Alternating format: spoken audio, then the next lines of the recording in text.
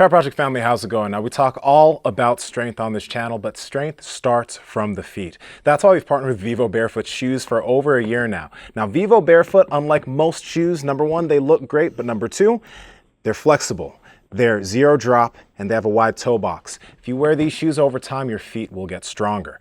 Now, if you guys want to get some of these shoes, head to vivobarefoot.com/powerproject. Use code POWERVIVO20 at checkout to save 20% off your entire order.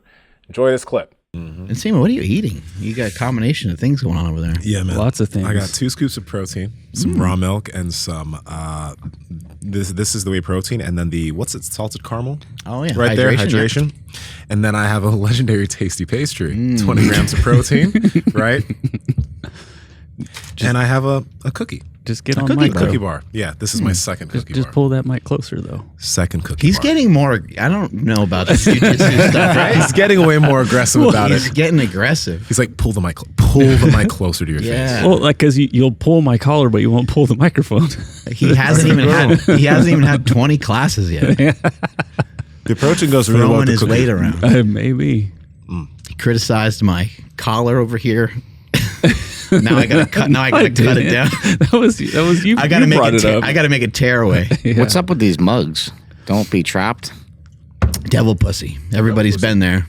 Oh man. PowerProject.live. You can buy yours there. You know the kid in high school that everyone's hanging out with, and everyone's like, "Oh yeah, it's cool. It's great to hang out with him. He's captain of the football team and everything." And then you don't see him for like a year. He ends up with mono. You're like, "What happened to him?" You're like, "Well, I think he got a girlfriend. That's the last I heard." Yeah. You don't see Game over. Yeah, you don't see him forever. Same thing happens when you're an adult too. No different. Or tell us about how this podcast came to be. What's going on over here? Well, this podcast came to be because I was supposed to have this guy, Chris Kruger, right here on my podcast, but our boy Russell Buddy, he got sick, couldn't come in, but we still wanted a podcast with this man because he's got a lot of great things to say. He is the founder of a system called Beasting, Feasting, and Fasting, which he can tell us all about. And the reason that we got into a conversation was because I was talking about doing another film along the lines of Bigger, Stronger, Faster, and talking about hormone replacement therapy. And this guy believes that you can optimize a lot of your hormones naturally, and that the best place to start is there. Why would we even bother? Well, I think he's got good reasons, and that's what we'll talk about. Yeah, you were telling me that when you were about 30 years old, you were just kind of feeling a little run down and feeling almost old, and that's a young age to feel old, you thought, and then so you started to investigate some of this stuff, right? Yeah, well, it actually starts. I mean, the fitness journey for me actually started, in high school. Like, oh yeah, I want to be like a big, strong guy. I was kind of like this lanky, wimpy kid, and I had all the muscle magazines too and everything.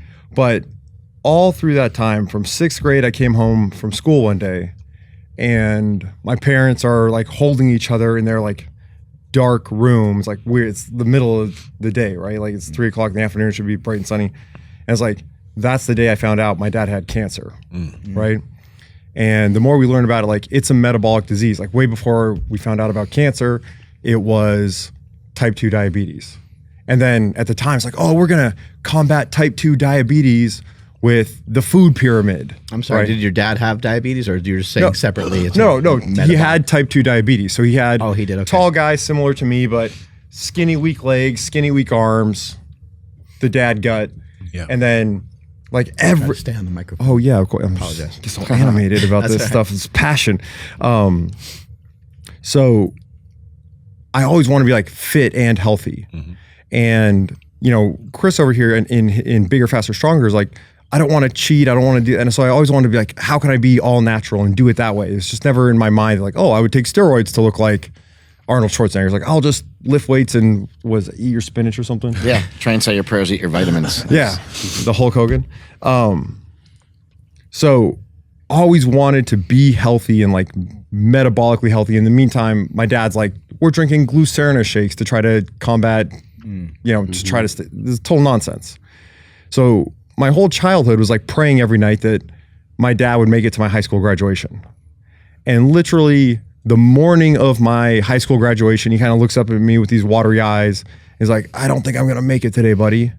And then we'd had like a healthy, great day, like, that I remember driving around doing stuff with him like a week before. And then he went in the hospital and the doctors made some mistakes and threw off his electrolytes, like prescriptions counteracting each other. And then he was at home with hospice like a week later. Sorry, this is like heavy probably for your regular podcast. It's great. Okay. Real life. So always wanted to be healthy and then and strong and not be the skinny, wimpy, like basically the 97-pound weakling. I went to a small college.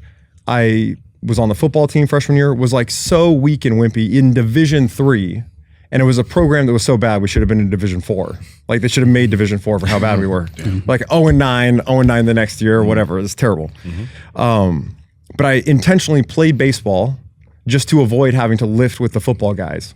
Because like I was that, like I couldn't bench 135 and I'm trying to be a college receiver or something. I was terrible. And then all these numbers improved. And I went in after my career, started coaching at a small college out in California. And hurt my back, 2 herniated discs, like blew them apart, terrible pain. But I was still eating with the football team. And like I was a football player, just been playing football previous to this. And I did a 70-day transformation where it was like literally the first like body transformation video on YouTube. And there was only like a couple of the YouTubers now that were even around back then. It was 2007 or 8 or something like that. Yeah, 2000. I hurt my back September 9th, 2009. So I was like 999.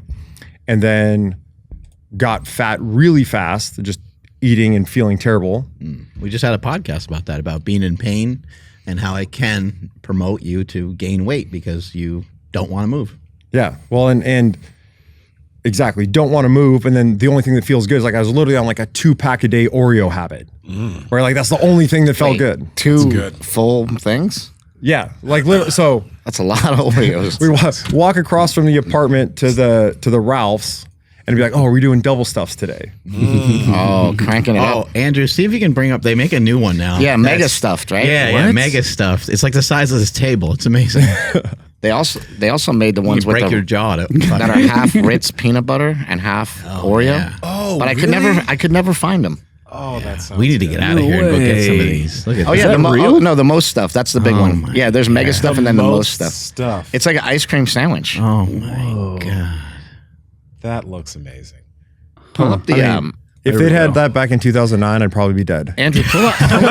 There's a Ritz Oreo. Like, see if you can pull up Ritz a cool I Oreo. believe I would be comparison. dead as well. Double stuff original, most stuff, mega stuff. Oof. Double stuff your pants. Yep, that combo thing right there. Oops, Look oh at no, I bought some. My bad. that right Andrew there. just accidentally threw some in his cart. That Our looks like project cart. a little salty, a little sweet. Oh man. Whoops, They're Apple so Pay. good at making delicious food. Yeah. See. Oh, man. All right, sorry. We were just fetishizing about Yeah. stuffing. 2-pack a day Oreo habit. Nice. So then by Black Friday, like my back is healed enough where the doctor's like, oh yeah, we start working out. And so I documented 10 weeks, 70 days to Super Bowl Sunday.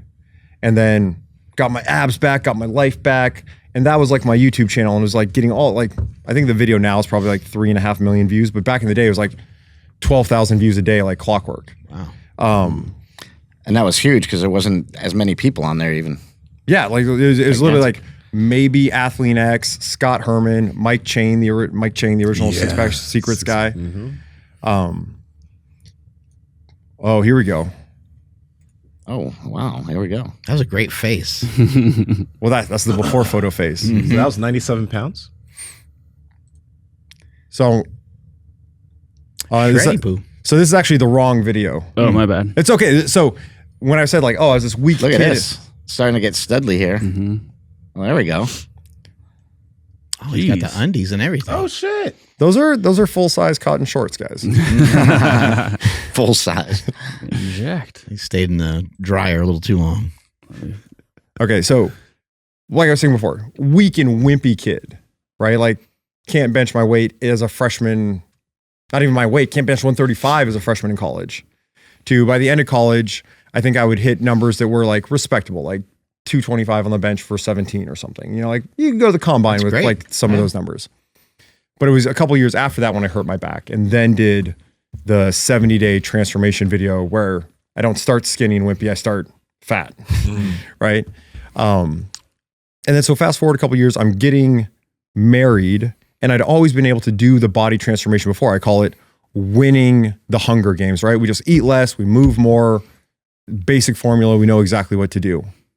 Is this the 70-day one? So, this is the 70-day one. Pause you for a moment. So the 70 days helped you in the context of the 70 days, but didn't have further success outside of the 70 days, it sounds like. No, well, I think at this age, I'm 26 in this video, right? Like my natural hormone advantage as a 26-year-old is like a, able-bodied, healthy young male is you can win the Hunger Games. Like you can just eat less, you can move more. You have the natural testosterone to be like, I want to go work out. I'm gonna survive this calorie slashing diet. Understood. And you can force your way there. And so 4 or 5 years after this, I'm 30 years old, I'm getting married. We're gonna get married on the beach in Hawaii on Valentine's Day and then have our honeymoon in Hawaii. And so starting January 1st, I was like, I got 6 weeks. I'm not that far away. I'm going to get shredded just like you saw in some of those other video. I'm going to get shredded just like that. I'm going to work out hard. We're going to make it happen. Yeah. And then I just had like no desire to follow through on that. And then I was like, dude, is this low testosterone? Like, why do I have, and this is before like low testosterone was the big thing that it is now, and TRT and HRT. So I was like, why do I feel bad? So I'm sitting on my honeymoon in Hawaii, like, dude, there's got to be like, am I just not young anymore? Like this sucks. I'm 30 years old and I have like no drive, no like gumption, and I just don't feel young, right? I can't get in shape anymore because I don't have the hormones of my 20s because I'm just weren't motivated to even really try to head in that direction for long enough to.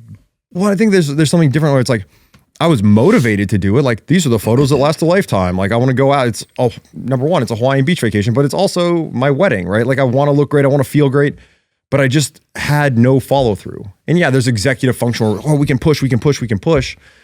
But sitting in the hot tub there being like, I can't be done being young. It's got to be hormones. Like these are the master switches. I got to figure out. So when I get home from Hawaii, I'm going to figure out exactly what you would do to naturally master your hormones. And the system that I came up with, going from that original program that I had done the 70 days, how do I tweak this? Because the training portion was already, pretty okay, pretty in line with what you would do. But in terms of the rest of your diet, lifestyle, and environment, and what I tell people is like, you can't blame your genetics, you can't blame your DNA. It's really your DLE, your diet, your lifestyle, and your environment. And yeah, do you need discipline? Absolutely. Do you need sacrifice? Absolutely. We're always going to choose to do one thing instead of another thing, but it doesn't have to be suffering, right? Like if I'm trying to win the Hunger Games, if I'm playing metabolic chess and it's just, I've got to eat less, move more, like, yes, that's true. But the real question is, how do we do it? Not what should we do, but how do we do that? So I should eat less and move more. Okay, it's a given. Yes. But how can I do that? And the system I came up with to optimize my hormones at 30 is we beast, we feast, we fast, we sleep, and we do it again. And if we just repeat that cycle, if you make that cycle your daily routine, so instead of popping in the office and be like, oh, someone made cookies, let me just pop in the cookies, right?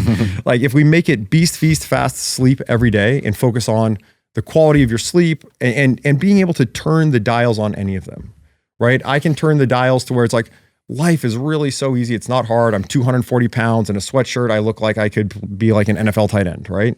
And people at the gym, like, you should go play for the Jaguars, Chris. Like you look fine. Like, oh, well, I mean, I don't think so. Right. And I think maybe later on we can get more into like what the goals. It takes more than a body type to be in the NFL. Well, yeah, true. Yeah, more than a body type. Right. But I'm saying like you can walk around and be like, oh, I feel pretty confident, right? Like in a sweatshirt, even, like we all don't look that dissimilar. Whereas I'm sure if we peel the sweatshirts off, like the physiques right here are going to look different, right? But yeah, to take it to diet, lifestyle, environment, beast, feast, fast, sleep. And so I have the whole system sets up to where if I naturally optimize my hormones, then I don't have to worry about getting on TRT, HRT, or any of that stuff. And I can feel better all the time. And so we were talking out there a little bit in the gym about what it is, but there's some signals that I think everyone misinterprets, right? Like, oh, I'm hungry, I should eat. Hunger doesn't mean eat. Hunger is never meant eat. Hunger means hunt, right? So if we take that as like, oh, I'm feeling kind of hungry. Oh, well, then I go roll jujitsu for 2 hours. I'm not even really that hungry when I'm done, but I feel great. I know now that it's time to eat. And if we just go through and optimize hormones like, oh, can I get in the sunlight, get vitamin D? Can I get higher quality sleep? Are there things I can do so that I have serotonin in the morning when I wake up and that I have more melatonin naturally occurring? Because actually in our diet, we eat tryptophan and people are like, oh, it's Thanksgiving. I'm tired from all the tryptophan. No, you're not. You're in a carb coma. But I eat tryptophan in the presence of white light in the morning. We make serotonin. It's you're awake, you're alert, you're confident, you're happy hormone. You're ready to go attack the day. And then in the evening, serotonin is actually the precursor to melatonin. So I can't just go to Walgreens and buy melatonin and take them because now the exogenous melatonin that I took is combating the serotonin. So we switch in at my house to campfire mode, which is really simple. It's just you turn lamps on with orange lights in the corners of your room. The serotonin converts to melatonin. And now you get so much better sleep that it's like literally makes you superhuman compared to what the regular human level is, right? So Are these special lights or are they just orange lights? they're on Amazon, orange lights. As long as we're avoiding blue spectrum light, right? And that's all white light and then anything that's blue. So in my house, I want it so orange that if I'm looking at your blue sweatshirt, it looks green, right? And that's the level. And then some people put glasses on. Yeah, you can put the glasses on too, the blue blockers, whatever. And then there's the Flux app, which is a free app for your laptop or whatever. But if we get to sleep, and we're going to do that better. So we ate the tryptophan, we had serotonin, now we have melatonin. Every time you complete the sleep cycle, you get the big dump of natural growth hormone. And so the problem a lot of people have is they're up till midnight, wasting time, scrolling, Netflixing, whatever. And they got to be up at 6, but they wake up to an alarm at 6 a.m. So they don't finish their last 90-minute sleep cycle. So now they're waking up jarred, sluggish, with only 3 pumps of growth hormone. So if I go to bed an hour and a half earlier and I don't wake up to that alarm, but I wake up naturally to go take a pee, and I'm at 7.5 hours of sleep instead of just under 6 or right at 6. Now I've gone from the 3 pumps of growth hormone that a regular person gets to 5. And then if I hit the right workout, that's going to pump my growth hormone up again. It's a fountain of youth. And then maybe after that, I sit in the sauna for 15 minutes, or later on, I'm going to sit in the hot tub for 15 minutes or whatever. I might get another pump of growth hormone there. And then as we just continue to optimize and turn these dials on beasting, feasting, fasting, we get all these things that we want: the serotonin, the melatonin, the testosterone, the growth hormone. And that's what really makes it easy and effortless. What's beasting? So beasting is just your prescribed workout. And I would say that anything you guys are doing here is probably entirely excellent. Now I'm training for goals that are different from your goals. And I was talking with Chris about this in the gym. Is for me, I want to take this range of, so if we want to make everything equal for height, like the body mass index isn't great for a lot of things, but it can be great for comparing physiques over a range of heights. So if I look at Brad Pitt Fight Club, we're like 5'11", 155. And the body mass index there is 21.7. And at the other end of my range, I chose to cut it off at Michael Jordan peak performance, 6-time finals MVP, 6'6", 216. His BMI is on the nose at 25.0. And then if you look, the greatest golfers, tennis players, speed skaters, wrestlers, mixed martial artists, boxers, they all have a BMI that is in that Brad Pitt Fight Club to Michael Jordan range. And so I'm never trying to be bigger. I'm never trying to exceed that. If anything, I'm standing now like, 208 this morning, my 25.0 BMI would be like 203.4, right? So I'm already a few pounds over. It's like, let's burn a few more pounds of fat to get down to the Michael Jordan level there. So wait, are you judging your performance based off of average top level BMIs? Like I guess your goal body is based off of that, is what you're saying? Right, because the body mass index just allows us to compare over height. So it's not that my performance is the best then, but this is something I call the Conan paradox, right? So if I take Brad Pitt Fight Club and Conan the Barbarian, and I take it out to 100,000 women, who's more attractive? Probably Brad Pitt Fight Club. Brad Pitt Fight Club wins 100,000 to 0. It's a landslide, right? So here we go, Brad Pitt Fight Club. I don't know. I don't know. Mark's wife had a poster of Arnold Schwarzenegger in her bedroom when she was a kid. So I don't know how many people would pick that. That looks a little. So wait, are we sleazy. thinking about attractiveness here or performance here? Like what's No, so this is we're just trying to pick a target to aim for, right? Okay. So It makes a lot of sense. People that are outside of that aren't gonna.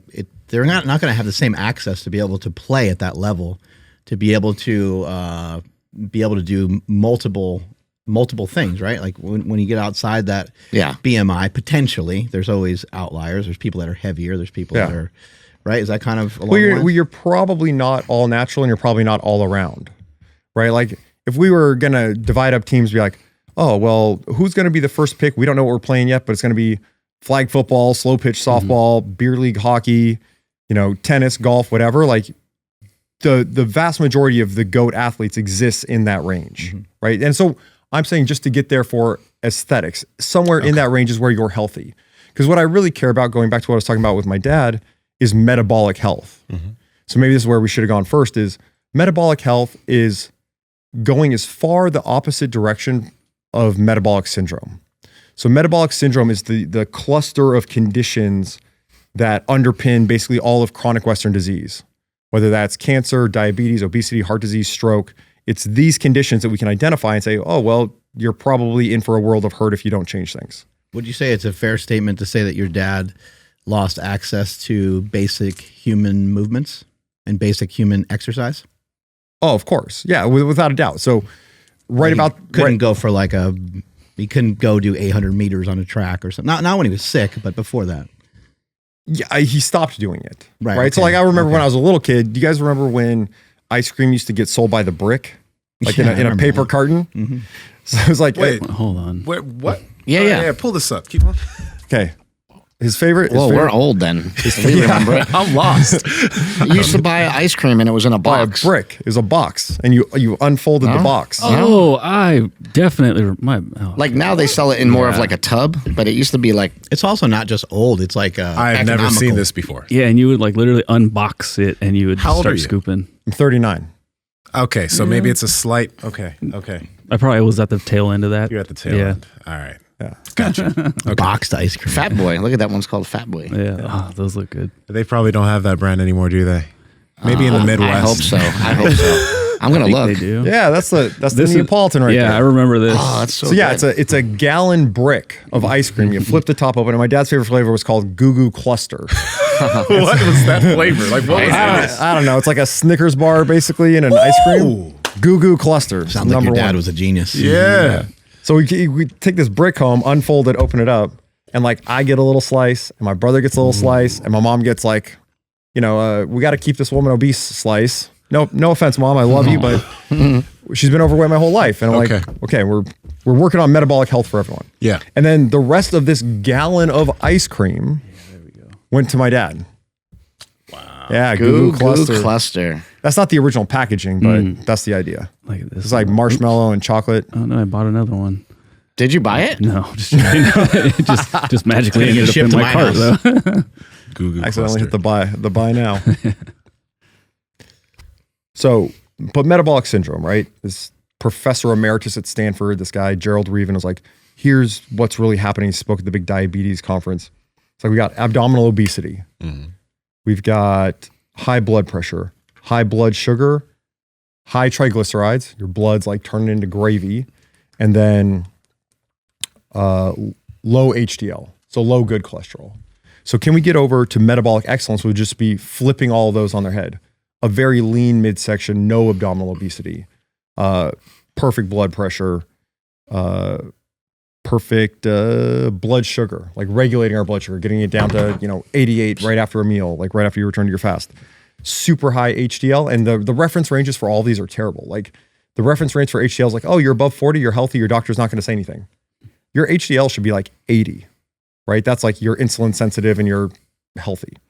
And then triglycerides, the reference range is 150, which should be like 40. Like if you have a fasted triglyceride reading anywhere above 60, it's like, let's do some work.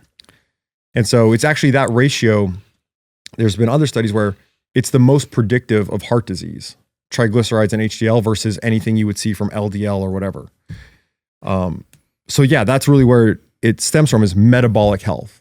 So if we take your height and we say, okay, in inches, you're 6 feet tall, you're 72 inches. Then I want to take that and go times 0.45, and I think it's probably 32.4 or something, should be your actual body circumference at your navel. And that is, number one, check mark for health. Number two, check mark for aesthetics, because it doesn't matter how wide your shoulders are if your gut is still wider, right? So to be attractive, we need to have a smaller waist. So it's all these things fitting together. It's not just all about looks. It's look your best, feel your best, be your best. Be a fit, fast, and There's strong. some simple mathematics to it. Yeah, some simple mathematics. This is this golden ratio that appears in nature. It's like the Fibonacci sequence. So can I get my waist down to 0.45 of my height? And then as I continue to work over years, can I build my shoulders up to 1.62 times my height? And then it's the shoulder to waist ratio, but yes, can I build my shoulders up bigger and bigger as my waist gets smaller and smaller? And that's what makes me more attractive. Just based on math, just based on this is nature, this is what we're attracted to. Are these conscious decisions, or is this kind of a byproduct of doing the diet that you're talking about? Well, it's both. It's everything together, right? Like if we want to step on a bodybuilding stage, right? We're going to have a small waist and wide shoulders. If I want to, You're going to get off that BMI scale that you talked oh, about. of course. So this is what I'm saying is the Conan paradox is we accept that both physiques are impressive. And if you don't like Brad Pitt Fight Club, then take Michael Jordan. Take whatever physique you want. Take Cristiano Ronaldo. I think a lot of women, and he's, I think 24.0 on his BMI. So take whatever physique you want and then compare it to Conan. And there's some point that you cross where it's almost impossible to do naturally. I mean, Bo Jackson could maybe do it naturally. And not only that, but you reach the point where it's intimidating. Like if I walk around at 250 pounds, I'm not magnetically attractive to people where they just want to come up and talk to me, right? Like if I took off, this is bizarre, but this actually happened. So I flew up here this morning on Southwest. I was the last one to board the plane, seated all the way in the back by the stewardesses. And these are like nice old gals, like 60 years old or something. If I took off my left shoe right now, my left big toe has nail polish on it because the stewardesses in the back of the Southwest flight this morning just struck up a conversation. Somehow I ended up getting my toenail painted because of just where the conversation was. It was weird. Is your wife listening to this right Yeah, now? she's fine. We're good. I had to do immediate disclosure. Like as soon as we landed, I was like, yeah, so this thing happened. Weird. Yeah. Mile High Club with the Yeah, you wouldn't believe it. They shaved my balls. Kind of weird. yeah. But I just, they were flight experts. I don't know. So experts. But there's a level where you're so big that you're intimidating. And it's almost like the sycophantic guys in the gym that are going to come up to you and be like, please, sir, can you tell me how to get as big as you? And then nobody else talks to you. It's like this one guy like works up the courage to tell you like, tell me your secrets. And then no one else talks to you. Whereas for me, it's like I walk through Costco and like little old ladies are like, son, were you in the military? You've got great posture. And I'm like, I actually never served, but thank you. And yeah, I do. I'm conscious of my posture. Or like, All this time I thought it wasn't approach because I was black. It's because I'm 250. yeah, you're too big. People are going to be super friendly, Nsima, as soon as you get down. You're black? Well, so he's natural, this guy. Jackson, he kind of might fall outside the paradigm. No, well, I think where you are is you're in the Bo Jackson range, where you're not as big as Schwarzenegger yet, maybe. Yeah. Right, but you're probably close. Like, are you 6'2", 230? 6'2", 250. Yeah, but I mean, when you're shredded, 6'2", 230. yeah, that's like Schwarzenegger at the Olympia, right? Yeah. Like, that's you're intimidating. That's a BMI of 30, right? Yeah. And even like Bo Jackson would be like maybe 27, like a BMI of 27, and then you're really crossing into you're just intimidating, right? Like, and women that are even attracted to you, they won't strike up the conversation with you, right? You can strike up the conversation, like, oh yeah, he is a handsome fella, but they're not going to come do, like you're not magnetically attracting people just by being approachable. Some people that are so jacked, they can't even like hide it. They're in like a suit Shannon Sharp comes to mind. Like he's Yeah. in like a suit and he's still just like Bursting hulked out of it. He Yeah. he looks amazing. And then so for me, it's like, and this is, I feel like it's very easy to think I'm chasing status and I want to climb up the status hierarchy. And my idea of doing that is going from an 800-pound squat to a 900-pound squat, right? Like that's where I achieve status and I feel good about myself is because I got stronger or I got bigger. And as guys, we can realize that, yes, if that's the status you want to chase, that's fine. But you can also create this fit, fast, and strong, all natural physique that is not turning people away through intimidation, but is actually welcoming them to you with attraction. And so for that Brad Pitt to Michael Jordan range, that's where I want to be. And I have enough muscle mass now where I'm pretty lean, but I'm not, even with the amount of muscle mass, I still am not down to the Michael Jordan level. And so if I don't care about being any bigger and, the pursuit of like strength, and I understand that strength is never a weakness and weakness is never a strength. But so for the things that I test myself on and care about, if I can do 20 good chin-ups, right? Like full extension, chin up past my knuckles, I don't need any exogenous hormones. I don't need to take steroids to make my life better because going to 20 to 21 or 21 to 22 doesn't elevate my status anywhere. It doesn't give me more self-respect that, oh, I got juicy to be able to do like one more pull-up. I just don't care. Right? So it's how can I be metabolically excellent? Those things that I do care about because those are the things that killed my dad, right? And spread a message to the masses, which I need to be better at pushing out. Like, this is how you do it. You beast, you feast, you fast, you sleep, you win the hormone game. And before you get on TRT or HRT, like start winning the hormone game and then see if you still need it, right? Like there's things that we can do naturally, and it's not that naturally is better. Like I think that's always, it always is a logical fallacy. Like better is better. But if I can do it without, and even for me, like I don't even bother taking creatine, like, right? Like maybe I do one more pull up taking creatine, but I don't take it. Right now, I never have to go off it or think about it. Like I just do my workout, I eat my meal, I fast the rest of the day. I do a couple little daily things like putting these goofy orange glasses on that get me better sleep, that gets me more growth hormone for the amount I sleep. And then I feel great all the time. And so one of the things Chris said to me in the gym earlier is like, yeah, you take these guys that are even at a high level, like Sean Baker. Mm-hmm. And it's like, think of like how much better he could be and how much better he would feel. And I said, if I don't care about being any better than just being at elite level of the fitness test that I do that I care about, which, it's three things. Like the triathlon is three things that measure different things. The powerlifting is three things.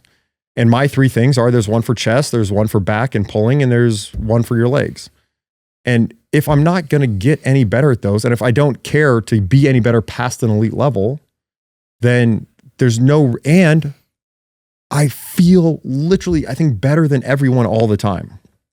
Like I wake up with 5 dumps of growth hormone in the morning.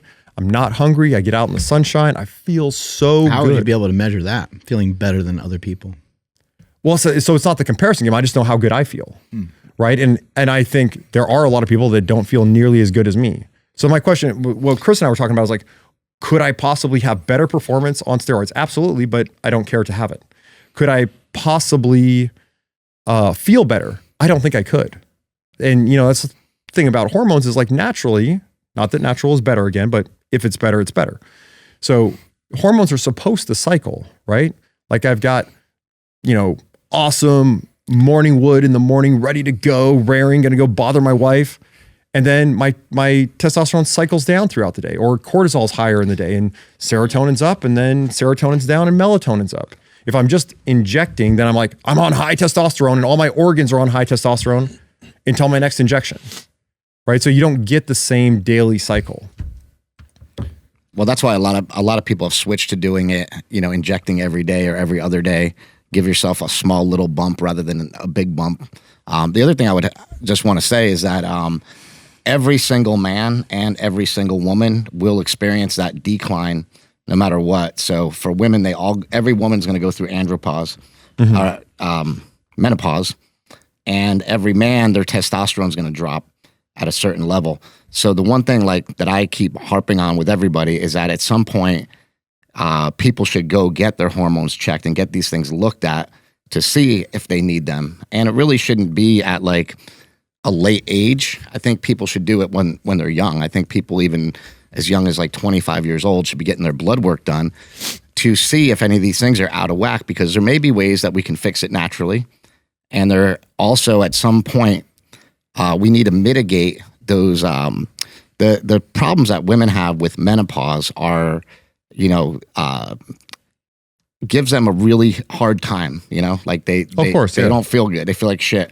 And if we could mitigate that for all of our moms and wives and, people out there, I think that it's really important to have that information out there that like people should look into this. But I agree with you that people should probably maximize their potential. And Mark and I never touched, anabolics until late 20s, but we lifted for 10 years before that. I think a lot of people need to do that as well. Get a good. You gotten your blood work done when you were saying that you weren't feeling great when you were like early 30s? Well, I didn't have it done then because back in the day, like this is 10 years ago, wasn't a thing. No one's gonna be like, oh, you're 30, take a testosterone panel. So last time I had my testosterone, and I just had a physical, but we haven't done the blood work for it yet. But the last time I had it done, naturally with this beasting, feasting, fasting, and I feel like my diet wasn't as dialed as it is now. Like I feel like a lot of my free tea was getting gobbled up by being a little bit too low carb. But my total testosterone was like 1,007 at like age 37 or something. Yeah, so it was that's like, really good. Yeah, it's like I'm literally off the charts for like a 19-year-old, athlete. I would also say I think blood work, like over analyzing blood work, can be a mistake too. And I think the way that you're going about doing it, I don't know how you landed on some of the decisions that you've made, but I like how you picked the body type. I think a lot of people should do this. A lot of people should look at body types. Like, what do you want to try to look like, and what's reasonable for you with your height, with your genetics, with where you're at now, and where you can get to. When I was powerlifting, I remember one of the transformative things for me was I started to watch a lot of other powerlifters, and I started to kind of study the way that they would lift. And then I started to kind of recognize that a lot of these lifters I was looking at and looking up to, a lot of them were just quite different than me. Like some of them were like way taller and just had bigger hands for like deadlifts and things like that. Some of them were way shorter. And then so I was trying to identify like, where's somewhere like a little bit more in my range, a little bit more my height, maybe someone that is just a little bit more similar to me. And then I could strive for that. And that was really helpful. So I think with you talking about like the BMI and having a certain waist circumference, we've had Ted Neiman come on the show before, and he's talked about this a ton of times, having this kind of ratio between the shoulders and the waist. And it's just an easy check. I believe Nsima, when he's been working with people for years, had people do measurements, the scale. The blood work is a great idea because you might investigate and you might find some stuff out about yourself where you're like, oh my God, I didn't know that I was, had all these other things going on kind of in the background. Didn't realize that these were the things that were causing me not to feel great. But in general, when you're out of shape, your body's probably at some point going to tell you that you're out of shape.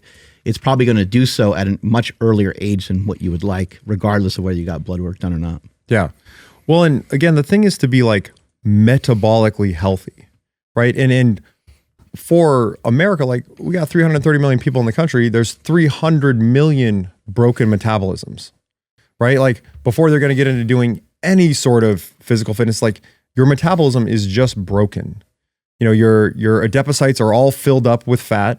There's no room. Like we can pump out as much insulin in your body as you want. There's no place to put it. Can you try to just clarify that just in short terms? Like, what do you mean by metabolically like broken? Okay, so the thing is we're all becoming less sensitive to insulin, but the real problem, and they're like, oh, well, insulin's the key and it opens the door to the cell. The problem isn't that we can't open the door to the cell, is that we have a hoarder house that is so full of garbage that it doesn't matter if the door is open or not. You can't even throw anything in the window because the house is full of garbage. Is that pretty much just from overeating and not? Yeah, it's moving enough? you've filled up all your available fat cells, so whether we're eating fat and it gets stored as fat, or we're eating carbs and it gets stored as fat, is if there's no room left in the house, there's no, like we're trying to fill up your warehouse with more inventory. The inventory is full. What you got to do is sell some inventory. And that's what, when we say we're going on a calorie deficit is we are getting rid of the inventory. Do you guys, and Nsima, you're probably not old enough, but do you remember the movie Brewster's Millions? It was on TBS all the time? Yeah. He's right. I'm not old enough. I don't remember. Richard Pryor, right? Richard Pryor, they played it on TBS all the time, like between the Atlanta Braves games when I was a kid. And so in this movie, Richard Pryor's character inherits something crazy like $30 million. You're like, oh, that's awesome. $30 million. But the caveat is he has to spend $30 million in a month. And then he gets his real inheritance. It's like $1 billion. Is it an action-packed trailer? Probably not so much back in the day. Everyone had more patience. They're like, and the movie has Richard Pryor. Mm-hmm. 30 million. John Candy. There we go. Yeah. Awesome. 30 million bucks back then too. So he's got to spend $30 million and have no assets left over. Right. So that's hard to do. Like you're going to buy something, be like, oh, well, now it's worth something. Anyway, not that the plot of the movie is the point, but that we all have all of this excess energy. We have this giant savings account of body fat. And we don't want to have a savings account of body fat. We want to have a checking account of body fat. So when I work with clients where it's like, you come on board with me, we have to spend the savings account down to zero, the same way Richard Pryor had to spend his 30 million down to zero so he get $1 billion. And then what you get instead is like this totally new lease on life. You transform your life, and then it's okay. We get more into the macro specifics, but we can add back in, fat or carbs into your diet at a certain level because now you're using it as a checking account, right? Like if I burn a half pound of body fat in a day, then I need to consume a half pound, or not a half pound of body fat, that'd be cannibalism. I need to consume a half pound of dietary fat a day to reload the fat that I spent that day. So it's a checking account that flows in and out. Same thing when we reload our muscles with glycogen. I beast. So I would do this. Did I talk to you guys about going to Equinox yet? No. Oh, I was talking with Chris about it. So in 2019, I was talking with my wife. I was like, do we want to move back to LA? Because we moved out to the desert past Palm Springs near Coachella.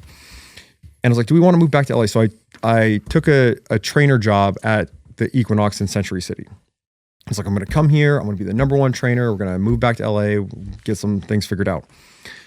And what was that train of thought? I don't know. It's LA, You tell me. Equinox, fat. It was the body fat before The that. body fat before that? This is the worst. It'll come Well, you were telling me before that you went to Equinox and started training, and everybody recognized you were in good shape, and you became the top trainer there, I believe. Yes, but this is not. The point was not to say that I'm the top trainer. Let's just kind of move on to beasting is basically any form of exercise for anyone's in particular goal. You got Yes, Mark, I got it back now. There So you go. we would have. I'd have to go to like the trainer meeting, right, and then we'd want to play games or whatever. But I'd always plan it to where it's like I'm doing my bicep workout right before the trainer meeting, and then you have all these trainers that are underperforming that are not. They're not like really a billboard for their business, right? Like I was telling Chris earlier, like I literally get the locker as far from the sauna as possible, take my clothes off, put a towel on, walk to the sauna. By the time I get to the sauna, guys start filtering in like, dude, Chris, how do you look like that? And I'm like, well, it's beasting, feasting, fasting. It's the hormone game. Let me explain it to you. And then I, sell the big training package. But I would have to go to the trainer meetings. And so there's all these trainers there that are like, they cater it, and they're just like sadly scooping out the salad, right? And I'm in there with like the manager brought in homemade cookies. So I was like, beast, feast, just throwing these cookies down and then being at the meeting, right? So beasting, feasting, fasting. What we had the hoarder house example, but what type 2 diabetes is this. You are a beautiful sports car. You are parked out in the driveway. The pit crew shows up for your beautiful sports car and they're like, dude, we got to put the gas in the tank. And you're like, okay, yeah, go for it. But the gas tank's still full. You didn't drive the car. So your muscle glycogen and your fat cells are still all filled up. The tank is full. Well, if we can't pour the gas in the tank, we'll just pour it on the upholstery, right? We'll pour it inside the car. That's what type 2 diabetes is that there's no room in the gas tank, whether it's your fat cells or in your muscles is muscle glycogen. So the gasoline is that sugar that is just circulating through your bloodstream all day. And so when we beast and we feast, we back the car out of the driveway, we drive it fast, we run the tank down to 0, and then we come and fill it up. We feast. So, and people have asked me before, like, Chris, you talk about all this fasting and yada, yada. Is this an eating disorder? I tell you, no, it's literally the only eating order, right? And I think I said earlier, like, hunger doesn't mean eat, hunger means hunt, right? Like, that's the thing that's going to actually, that hunger is what's going to get you up off your butt to go hunt that day. And then eventually you realize, oh, well, we have a routine here. The sun comes up, it gets hot. We chase a furry ruminant prey mammal to death. We come back, we have a party, we do a barbecue, and we're living a great primal life. So we've got to beast before we can feast, and hunger doesn't mean eat. Hunger doesn't mean go to your fridge. And so many of the bad habits that we have are entirely because of boredom and loneliness, right? Like whether it's and some of them would be other like feelings of inadequacy or whatever, but I'm bored and I'm lonely, so I get on social media. I'm bored and I'm lonely. And it could be like, I'm bored for like a split second, so I'm on social media. I'm bored and I'm lonely, so I go looking for carbs. I'm bored and I'm lonely, so I go. And I'm bored and I'm lonely, so I go looking for porn. Like that, we just do these bored and lonely things that totally undermine us. And so what we all need to do to be successful and to encounter the levels of success that we want is we have to choose virtues over vices. We have to say like, I'm bored and lonely and I'm alone, so I went to look at porn. I'm bored and lonely and I'm somewhere else in public, so I have to look at social media. Because we have to say, no, that's not what we're doing. I need to consume the content and do the things that are virtuous, that are going to get me to the level I want to be at. What's up, Power Project family? It's time to stop dressing like you're a fucking preschooler and step your game up by checking out Vuori Clothing. Now, I'm not one to talk. I wear a fucking pink hat that has a dog on it, but at the end of the day, at least my shirt and shorts are popping. So head to Vuori because they have great stuff for your top and your bottom. Andrew, how can they get it? Yes, you guys got to head over to vuori.com/power project. That's VUORI.com/power project, and you guys will automatically receive 20% off your order. Links to them down in the description as well as the podcast show notes. Let's get back to the podcast. Instead of eating, what do you do? Like, instead of going to the fridge, what do you do? Some push-ups? No, you just do all the other things that you would do. Like, it's not like I've got to do extra push-ups, but yeah, and just plan your day. It's like most people can get totally derailed. It's like a constant shot of curveballs at them. Like, oh, I drove past McDonald's. Like, that's all it takes. Like, that's the emotional trigger that I need to pull into the drive-through, right? It's like you just drove past one. Whereas like I can drive down the 111 in the desert and not even see all the fast food places. Like they just don't exist to me. Yeah, I've reframed it for myself just to think that they're not that good anymore. But I used to really love them. So at that time, it was harder for me to not, pull through the drive-through. Well, and I think it's also a standards thing, right? Like if you raise your standards to where this is beneath the level that's acceptable in my life, then the things don't exist anymore, right? So the things that get me are when my wife does like the really most awesome homemade version of this one thing that you would love. And you're like, well, that's really not that bad. She made this whole thing with love. Like I should have at least a few, right? And so that's like, if we take it to Jocko, it's like discipline equals freedom. I love that. And the fact is, if you get single digit body fat and you have this routine, this daily routine of beasting, feasting, fasting, you're pumping all the growth hormone, everything's going great, then you have the freedom to enjoy grandma's peach cobbler or your wife's homemade cookies, and it's not a big deal, right? Because you're going to put it right back in the checking account and you're going to spend it again. But for the vast majority of people that are metabolically broken, and it maybe takes 20 years to break your metabolism, right? To where we are stacking on the abdominal obesity, we are insulin resistant. It doesn't take that long to fix, right? You can have someone's like, I was pre-diabetes. I just found out I have full-blown diabetes. We can do an intervention, and I whether we make it low carb or low fat or whatever, if we do beasting, feasting, and fasting, if we do it the way I would do it, like you're going to reverse like a broken metabolism and chronic Western disease. Because it's really that metabolism breaking, that metabolic syndrome that underpins all these other awful, terrible things, heart disease, cancer, etc. So if we just get back to, we're going to get as far from metabolic syndrome as possible and as close to metabolic excellence as possible. It's really hard to get people behind the idea of fasting. Like you said, some people look at it as some type of eating disorder, which it's not. But when did you start? How long ago did you start utilizing fasting as part of your approach? So literally it was, I came back from that honeymoon in Hawaii and was like, wait, fasting's great for this, and this. So it went from my original TSC Heart of a Champion program. It was like 6 small meals a day, brown rice, broccoli, chicken breast. Like, we can transform in 70 days if we just stick to this, which is a lot of willpower, right? Versus what I have now, where I will accept that, yes, it is discipline, but it is 0 willpower. I exert 0 willpower to avoid the cookies in the kitchen this morning. It's just not even a thing for me, right? Like, I know I'm going to burn fat. I'm going to carry on with my day until I do my workout. And then sometime, probably 45 to 90 minutes after my workout, I will eat. And I should add, I think for some people, the exercise feels like they need to be motivated for it because sometimes they overdo it. Sometimes they overdo the type of exercises they're doing. They work out for too long, or they do too many different things, and then they're kind of tired the next day. And they're like, man, how do I find motivation? And a lot of times they're either under-eating, underslept, or they're not eating correctly, which is even worse. Yeah, so it's put all of those things together, and where you take so if we just say straight up calorie game, metabolic chess, I'm going to eat less, I'm going to move more, that's hard because you're literally burning the candle at both ends. You're taxing your willpower at both ends. I'm going to eat less. Okay, well, that's going to take some willpower. I'm going to have to, put the fork down. Okay, important. You got to do that. Then I'm going to go work out. And for so many people, the workouts are terrible and they're too much, right? Like Equinox Century City is all these super type alpha, super successful dudes come in. My Rolls Royce is parked in the valet and I'm just going to get on the 6 a.m. It's in the same building as William Morris, right? William Morris Endeavor. That's the Beverly Hills one down the street. Oh, okay. But yeah. Century City one. Okay. Yeah. Yeah, it's crazy over there.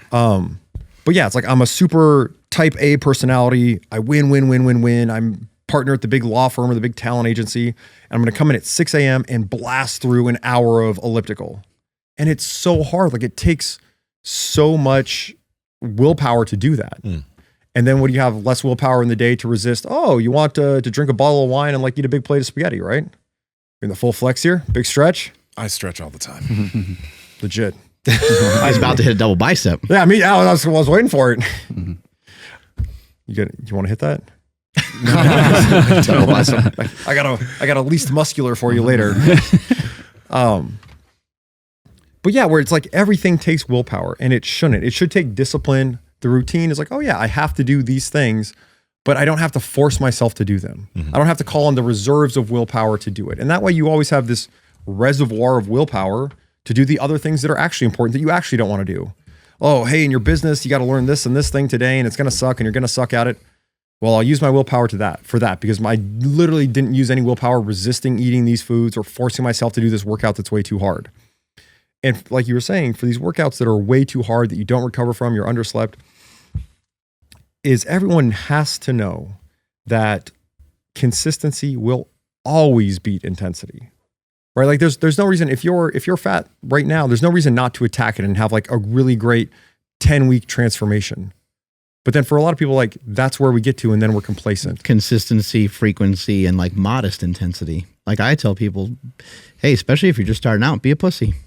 Like, go ahead. Just your first time you fast, like just maybe push your breakfast back a little bit. Instead of eating at 6 a.m., maybe eat at 9 a.m. Well, treat yourself kindly, over a period of time. Yeah. Well, the thing with beasting, feasting, and fasting, I get a lot of people that always want to like do the hardest thing first, right? They're like, fasting. And then they do way too less. Like, bro, my thing is, if you can commit to spending 30% of your time enjoying quality sleep and spend less than 2% of your time training, you literally can win the hormone game and have these like easy results pouring in all the time, right? Like that's really what it takes is sleep. And what I want to say is start with the easiest step. And then every step that you do makes the next step easier. So if the easiest step is like, I'll switch off these white lights and put on some orange lamps in the corner, And then instead of watching Netflix, I'll read a book. And I had this experience reading Don Quixote, right? This masterpiece of medieval literature. And I literally was trying to read this book for, it must have been like a year. And I would read the same paragraph every night, and then I would be dropping, think I've about done that before. Yeah, Just keep snoozing. but think about how many people are at the end of the day, they're tired and wired, right? Like they can't fall asleep, they're dog tired, and then they maybe get one sleep cycle in and they wake up and they look at the clock and it's like, oh shit, it's 3 a.m. This is definitely a cussing podcast, right? I think that's my first one. Yeah. I got some other ones. I know some other ones. Oh shit, it's 3 a.m. Well, if I get back to sleep now, I'm going to get X number of hours. Okay. And then a half hour goes by and they're still not back asleep. They've got no sleep hormone. They got no melatonin. And then you get more anxiety spinning up of like, oh, I'm not going to have any sleep. Oh, I'm going to have a terrible day. Versus the way I do it where every step makes the next step easier. Put on the orange glasses. That's easier than fasting. That's easier than working out. That's easier than everything. Get a great night's sleep. And then, oh, I woke up from a great night's sleep. Wow. Like now I feel like I've got superpowers. Right. And the thing is, for fasting, we already said like hunger means hunt. But for fasting, right on the other side of I'm a little bit hungry is unlimited energy. Right? Like even if you're 200 pounds, 10% body fat, we're talking, you got 70,000 extra calories of fat on your body. Right? You don't need breakfast at all. You've got 70,000 calories of fat to burn for as long as you want. So if we just, and it's the first time breaking through that thing, and it's mental more than anything, but yeah, that is a hormonal thing. Like, oh yeah, I'm driven to eat now. My blood sugar's low. I feel bad. And it's like, I feel bad. I'm bored. I'm lonely, whatever, like these things that drive us right to the vices. If you just break through, I'm hungry one time, you get to the other side of that wall where there's unlimited energy. What kind of rules do you have for yourself during your fast to make it a little bit easier? Or do you just not eat? Do you drink coffee? What do you try to go yourself? a certain amount of hours or something? Yeah. Yeah. So for me, I was always bothered by intermittent fasting, right? And so that was, IF became this big popular thing. And it helps. It's helpful for people, right? Like, oh, you didn't eat for 16 hours. That's great.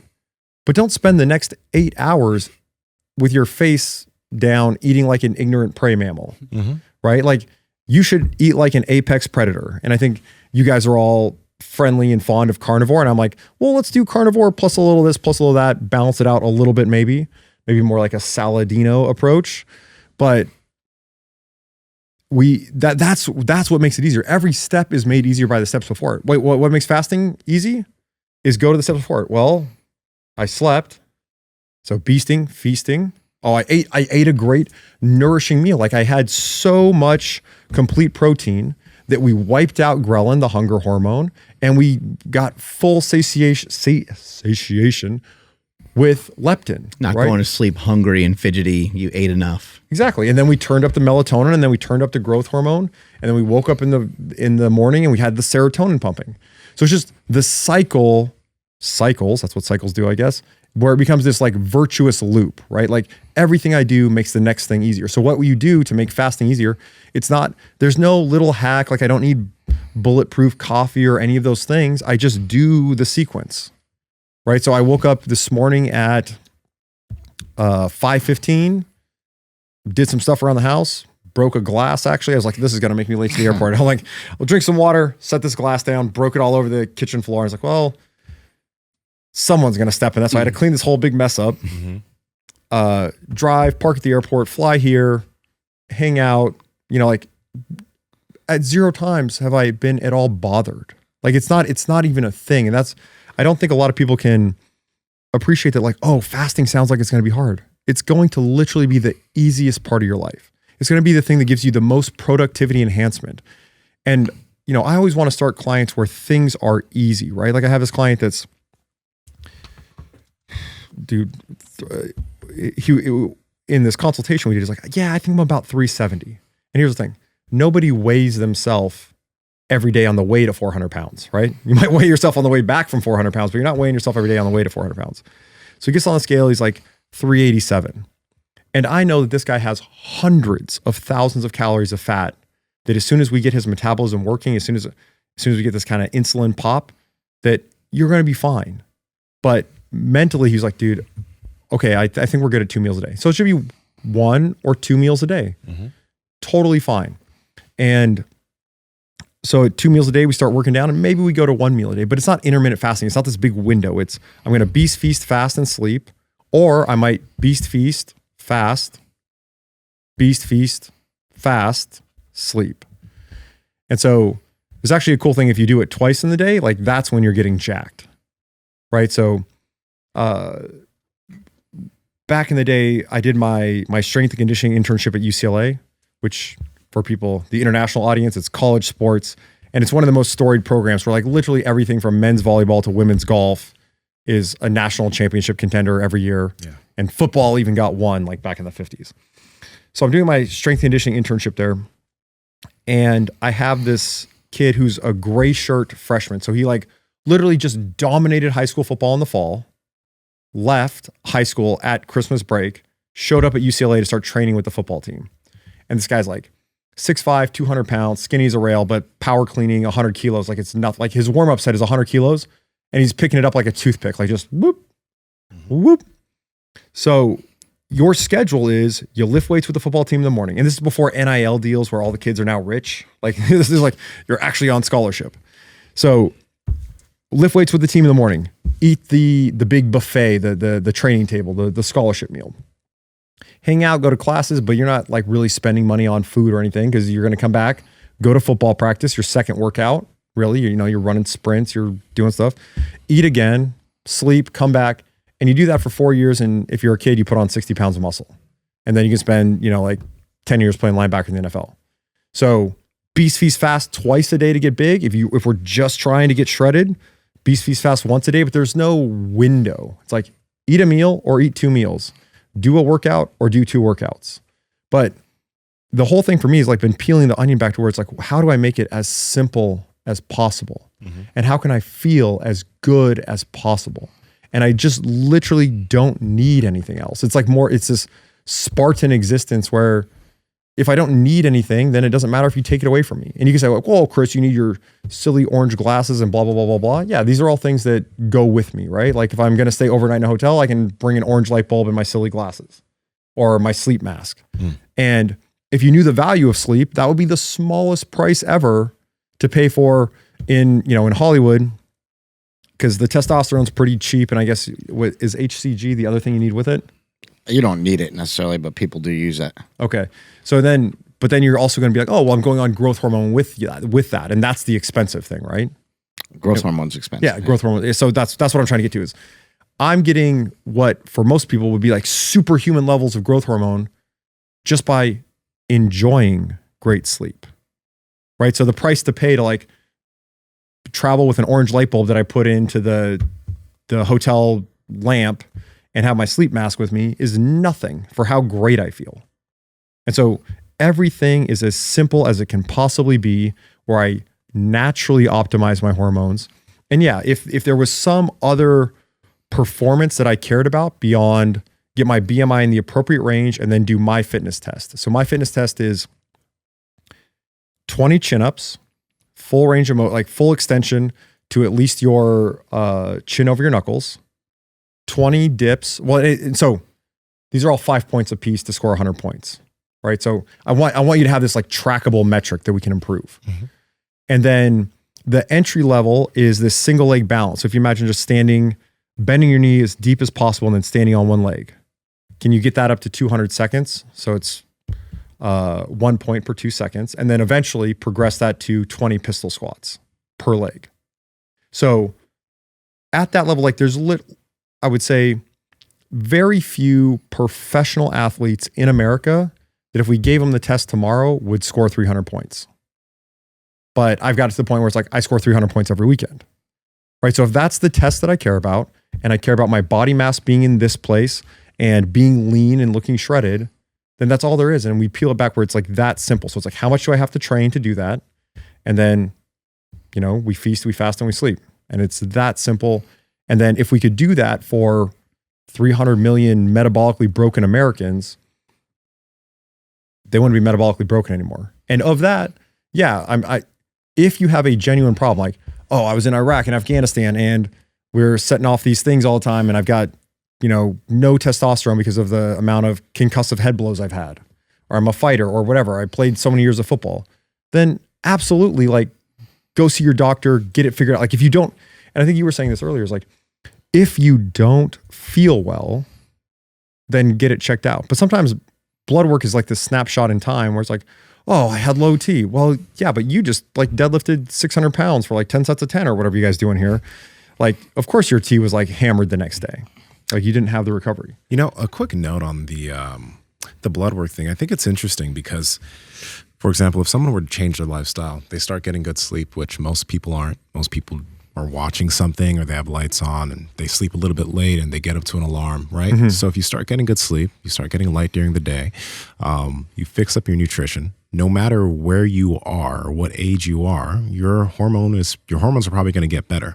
The rough thing is, if you do get a test and you haven't actually done anything within your lifestyle to change your outcomes, and you come back with average or low T and you're already not feeling good, I would go as far as say most people would be, okay, I need to get hormone replacement therapy before trying to change things as far as your lifestyle. You know what I mean? Yeah, there's an argument for that. I mean, but the thing because is, you are spinning your wheels. So I also, tell a lot of people they're just constantly spinning their wheels, having no progress, and they can't figure out why. And then they do the test, and then they get progress as well. So there's definitely an argument for both ways. Yeah, and also doing things naturally might not move the needle, so to speak, as much as you'd like, or as much as the TRT people would like. I'll give you a great example. We talk about fasting, and you don't need anything to fast, but we know people that do. We know people that are really overweight and have a really hard time fasting or sticking to it. And this new drug called semaglutide will not only help you to fast because it kills ghrelin, makes you full way quicker, right?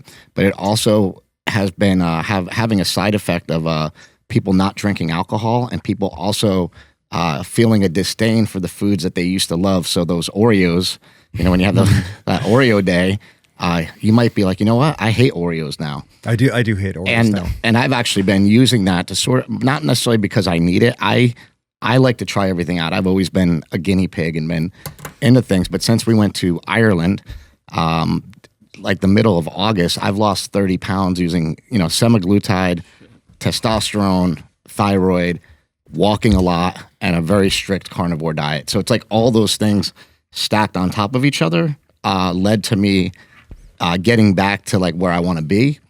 And now I'm sort of on cruise control. So now I can sort of lower some of those things or drop them out now that I got to a certain point where I want to be, and just keep working from there. So, I think there's an argument for doing things both ways. I do have a question though too. How long did it take for fasting for you to become just an easy part of your lifestyle?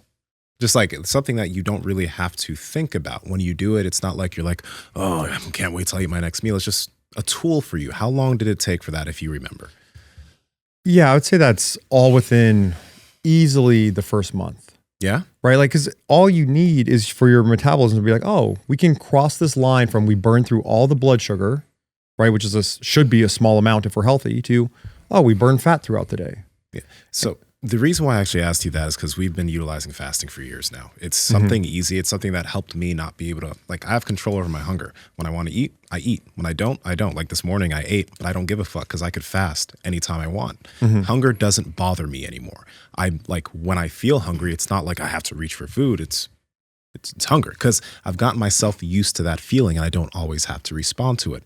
That's why I think, we were talking yesterday, we talked about like seeking discomfort helps with progress. And fasting initially for a lot of people is an uncomfortable thing. It is not comfortable. It doesn't feel good. Feeling hungry initially doesn't feel good. But you get yourself used to it day by day. You do a little bit more, maybe you bump it up a few hours. Maybe you do have a binge here or there, but you get back on and you continue to get used to it. And then it becomes a tool that you can pull upon, whereas you're hungry and then you realize I'm not angry. I don't have to reach for food. I think it's a tool that everybody can benefit from diving down. Because some people They talk can use about some version of it. Yeah. some version of it, because all it does is it trains you not to always respond to hunger. Yeah. I used to get on the plane and like wait for like the peanuts. Where are the peanuts? I gotta get, and now it's like I just resign myself like, okay, I'm gonna go to the airport. I'm not gonna eat until I land wherever I land, and just learn to fast throughout flights. And to me, that's the greatest strength of all, because that's like, I used to get all frantic on an airplane going like, I need to have protein bars with me. Yeah. I need to bring beef jerky. And I would have to bring all these things. And now it's like, I don't bring anything. And I don't worry about it. You get some freedom from it. But I think we have to be conscious of the fact that there's people that respond so differently to food. Like they just, I don't know, they maybe have had traumas in their life and they are heavy. Person that you mentioned, 370, like when people start getting into those weight ranges, their relationship with food, their relationship with themselves is usually not great. They almost always have a trauma that is somewhere in the background. And I think it's easy for us to say like, oh, they should be able to do, but like it's literally I think it's just way different for them. I think they're just coming from a much further range back. So like you and I can say, oh man, our fucking hormones like fell off and we felt like shit for a long time. And then, but where we were coming from anyway, just having an athletic background, always being into weights, like this is our craft. No one in here has really had a real job. Oh, Andrew. Sorry, Andrew. I had a real job. I had a real job for like 12 years, dude. There's you beat me there. Yeah. There's things to kind of just be considerate of. And I don't think that people need to have like a mind virus to block them from being able to fast just because they maybe previously had such a hard time with food. I think you can grow into it, but I've seen people use fasting and it literally not work very well because they'll overdo it. So if you fast and you binge and you fast and you binge, feasting is one thing, like strategically feasting, but binging and going way off plan and eating ice cream and stuff like that is another. And I've had that experience. I think you've had that experience, fair to say. And I have a question for you after this. Yeah. So I just think we got to be kind of conscious of that. Those things can happen, but I agree that I think this is the way for a lot of people to go, especially when you're considerate of a carnivorous style diet, because as my brother and I have kind of talked about before, you eat some steak and then you don't eat for a while. And then you eat some steak. And if you're not hungry for the steak, if you're not hungry for the carnivore meal, you didn't wait long enough. And it's kind of a simple, like it's a simple rule for us to talk about. Well, it should be intuitive. It might be more difficult for other people to adopt, but over time, I think that's where most people should work their way towards, in my opinion.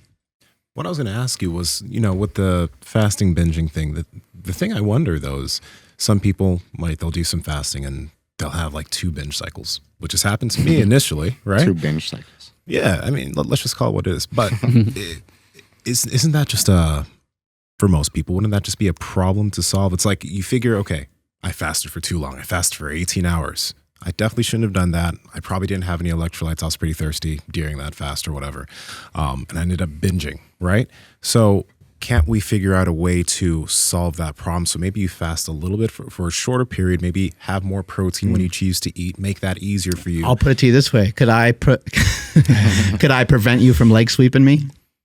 Not yet. And even if you told me a bunch of times, I'd still have a hard time with it, right? You'd have a hard time, yeah. Because I don't know what the fuck I'm doing. Like we're kind of ninjas in this game. Like we've been doing it for a long time. So that's where I think we have to have consideration for people. Is they don't have the training. They haven't done it enough. And I agree that it should be it's like encoded into the human body, into the human spirit somewhere in there. But for some people, it's fucking deep down. That is very true. Yeah, well, that is very true.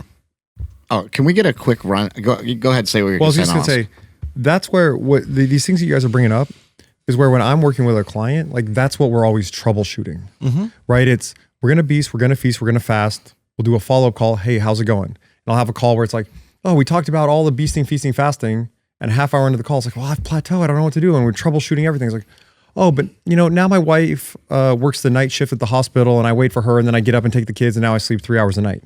Like there's all these things to troubleshoot where if you use the entire system the way that I intend, the way I try to present it, is that every step you're doing makes the next step easier, right? The reason fasting is so hard is because you didn't have 200 grams of protein for a 200-pound guy, okay? That's the reason fasting is so hard. Or you didn't sleep enough.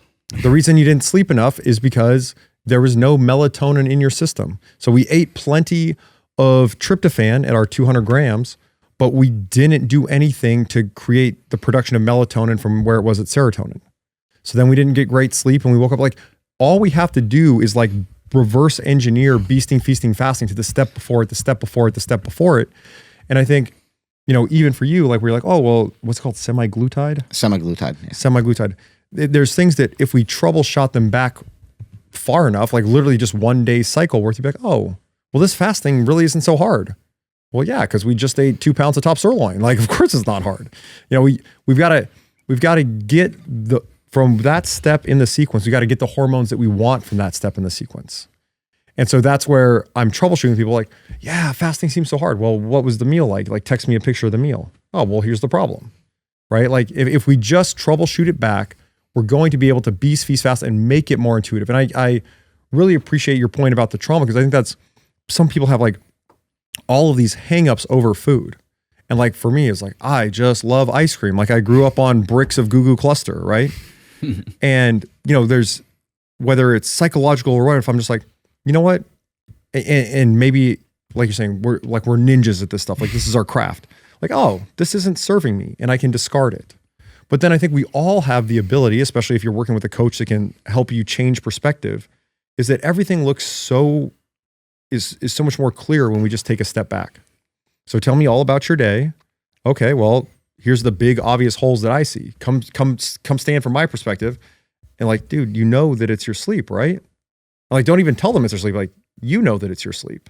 Like, let them discover it. Like, ask the question where it's like, so what, if beasting, feasting, and fasting seems hard at this step, what do you think the problem is? And then we get to the problem, right? You just come at it Socratic method. Like, so we're doing this and this and this. What's the solution? Yeah, you need a lot of psychology in there. And I think the hard thing to remember with fasting is you have to pretend that it never happened. Those 12 or 14 or 16 or 18 hours that you accumulated, it means something. Like you worked for it. But then we can kind of negate it if we're not careful. So, oh, well, yeah. So it's always discipline equals freedom, right? So what we do wrong is you post the 4:30 a.m. selfie, like, I'm in the gym, I'm kicking ass, I'm crushing it. To me, where we need to place the discipline is the step before. So if you're in school and you're like, dude, it's finals week, I've got to cram. Okay, I crammed, I got a passing grade, we're good. Versus, oh, I studied the whole semester. I studied a little bit more because it was finals week, I had the time. And then I came and aced the test because I studied the whole semester. If I go to bed at 10 p.m. with full dose of melatonin where I can't even hold up the book that I'm trying to read, then it's no big deal that I got up at 5:15 So we need a selfie with the alarm clock next to a 7:30 p.m. selfie. Yeah, exactly. Going to bed. It's the bedtime selfie. Yeah. And I actually do that. So I have my little Kruger body app with my clients in it, and I'll put like my bedtime one up there. So I was like, okay, I just read my daughter a story. My room is all orange. Here's the bedtime selfie. And if you put like, that's weird. Why is he in a G-string? Never thought, didn't know he's going to do that. Well, but he got to get the views. Well, yeah, and I look great in it too. Yeah, so yeah, obviously. That's important. There must be a paywall, right? Yeah, it's a big one. It's a big paywall. That's where it is. Yeah, take it back to the step. Put the discipline first. And people, like I said, they always want to start with the hardest step and imagine how hard it is, and it's this big monster to slay. Fasting's not hard if we start you with 200 grams of protein from a ribeye or from a top sirloin. It's not like literally, okay, this is how hard it's going to be. We're going to 200 grams of protein from a ribeye would be challenging. That's a big that's what I'm saying. That's what I'm saying. That's like so fucking size of this table. So people, this is just pure magic because imperial units that we use in the English world, like stone and pounds and teaspoons and all this stuff, has nothing to do with metric. Like metric's based off of the mass of water. But somehow magically, a pound of lean meat almost always, if it's a lean meat, has 100 grams of protein in it. Yeah. So if I'm saying you need, as a guy that is, 6'2" and wants to be 195 pounds to be in the Brad Pitt, Michael Jordan range, to look great, feel great, be great, you're going to need to eat 1.95 pounds of ground turkey today. So let's start with that ground turkey meal. And the hard part is maybe like eating that whole feast in one meal, in one sitting. And then not just that, but I'm going to give you carbs and I'm not going to demonize them. I'll be like, oh, well, here's the whole foods carbs from this list of carbs that are I actually. hope it's not plants because they're killing us slowly. He's killing us slowly, plants. Is it the apples that are killing And us? how Which could you make plants? anybody eat that much ground turkey? That's No, a lot. it's literally the hardest. No, it's the hardest one. And Nsima's soul just died. Like ground turkey. That's turkeys. disgusting. Maybe 97% lean. How do we go from ribeye to? No, either way, if it's lean meat, if it's top sirloin, We got you. right. If it's top sirloin, we start there. We start at the feast table. Well, this doesn't seem that hard. I can try to put this down. Oh, actually, you couldn't. And even if it was your favorite meal in the world, if we're eating the right foods, if we're whole foods meat based, then at some point you're going to be like, dude, I know this tomahawk ribeye, medium rare, seared perfectly, is my favorite food on the planet. But if I got it big enough, at some point there's going to be an amount of like ribeye left on the plate that I don't want anymore. Right? 2 bags of Oreos a day. I always wanted more Oreos. Oh, yeah. And basically, guys, at that time, I was basically on a vegan diet. It's like we were poor, living in this little studio apartment in Long Beach, and I got money for my 2-pack a day Oreo habit and pasta and like tomato sauce or whatever. Worst shape of my life. But if we start with, we feast, we actually nourish our bodies to get the hormones that we need to endure, to be nourished. And what I say, if I could sum the whole hormone game up in like 2 sentences, is like, we beast, feast, fast, and sleep to show our bodies, to trigger the right hormones in the right amounts at the right times, to show our bodies that life is joyous and abundant. And there's a nuanced conversation to have about the difference between abundance and excess. Like, I want to have an abundant mindset. I want to bring all these great things into my life, but it's not a life about excess. Like, to me, excess is like, it's strippers and cocaine and rock stars. And abundance is like friends and joy and health and sunshine and nourishing food. And so we want to have abundance and not excess. And if we eat abundantly and nourish ourselves, the whole thing, even the part that you perceive as hard going into it, might become the easy part. Like, fasting for me is the easiest part, right? And it makes your whole life more productive. Like, oh man, 5 a.m, I've got to pack my snack bag for the airport. And I'm not doing that, right? Like, it gives you more freedom. Like, there's more freedom everywhere because you have the discipline to do these simple things every day. What you got? Well, also, I just wanted to see what's a protocol, because you did talk about 200 grams of protein. What is a protocol for a typical day look like? If you could just bring us through like a full day of what you eat, how you fast, how you train. Just give me a day. Right. Okay. So I'd say the first thing that I would start everyone with is we just look at this like not arbitrary, like it's a specific BMI range, but we're going to take your height, whatever height you are. So it doesn't matter. You think like, oh, Conor McGregor winning the belt at 145. He looked terrible on the scale, but he looked great in the octagon, right? So we got, I backed it off. Oh, 145 plus 15, 20 pounds. Here's his actual weight. You got to versus bring up BMI. recent clips of him flexing. Those are amazing. Yeah. What It's he like, I says haven't been drug tested in years now. He said he's 265. That's what he was saying. Really? No, that's a joke. It's definitely a joke, but people are asking him. He's saying, trying to be serious, like 265. The thing is, the internet's going to believe it. That's true. I think people do believe it. Yeah. People are like, there's no Sorry, way. I hijacked your train of thought. Oh, all good. I can You got to get a video because the awkwardness of the posing is really where it's at. But he looks way different. He looks different without his the. face. His face got thick. Well, he looks a lot different because he shaved his beard too. So it looks weird. Well, didn't he do a prank where he was like working as a valet or something and like no one recognized him? I don't know. Oh wow. Huh. But Anyway, as we get to this, I'll figure it a out. day for you.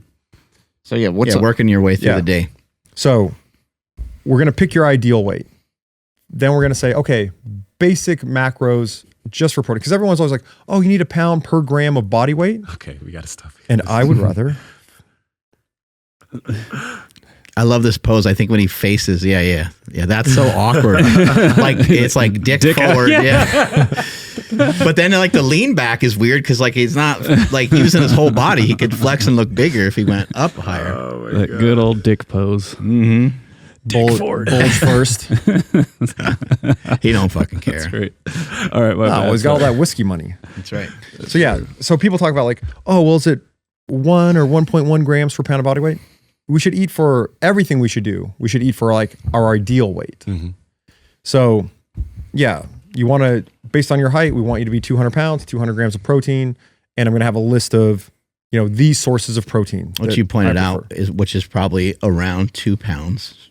Yeah, 2 pounds. Lean meat, right? Lean meat, yeah. And if you weigh 150, it might be 1.5. If you weigh 100, it'd be 1 pound. Or right? not weigh 100, but want to be, not weigh 150, but want to be 150. Yeah. Like I'm working with this guy now who's 230 and he's 5'6", and we want to get to 155. So it's 1.55. Yeah.